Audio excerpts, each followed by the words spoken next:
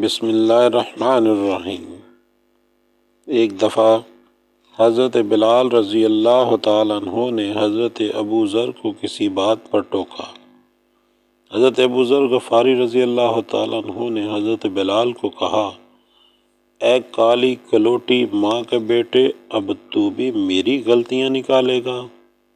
یہ سننا تھا کہ حضرت بلال رضی اللہ تعالیٰ عنہ غصے اور افسوس کے ساتھ یہ کہتے ہوئے اٹھ گئے، واللہ میں ضرور ضرور اس بات کو اللہ کے رسول صلی اللہ علیہ وآلہ وسلم کے سامنے اٹھاؤں گا۔ اور آپ مسجد نبوی میں تشریف لے گئے اور نبی کریم صلی اللہ علیہ وآلہ وسلم کے سامنے سارا ماجرا رکھا۔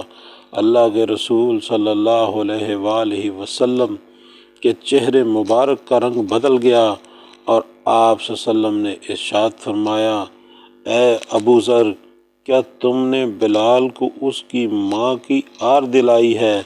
اور پھر اللہ کے نبی کریم صلی اللہ علیہ وآلہ وسلم نے ارشاد فرمایا، اے ابو ذر، تمہارے اندر کی جہالت اب تک نہ گئی؟ اتنا سننا تھا کہ ابو ذر غفاری رضی اللہ تعالیٰ عنہ یہ کہتے ہوئے رونے لگے، اے اللہ کے رسول صلی اللہ علیہ وآلہ وسلم، میرے لیے دعائیں مغفرت کیجیے۔ اور پھر روتے ہوئے حضرت ابو ذر غفاری رضی اللہ تعالیٰ عنہ مسجد سے نکل گئے اور باہر آ کر اپنا رخسار مبارک مٹی پر رکھ دیا اور بلال سے مخاطب ہو کر کہنے لگے، اے بلال، جب تک تم میرے رخسار کو اپنے پاؤں سے نہ روندو گے میں اسے مٹی سے نہ اٹھاؤں گا۔ یقیناً تم معزز و محترم ہو اور میں ہی ذلیل و خوار ہوں۔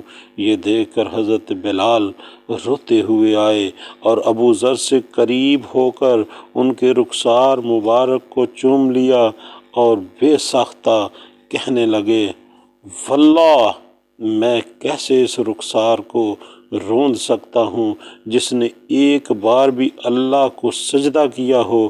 پھر دونوں صحابی کھڑے ہو گئے اور گلے مل کر بہت روئے۔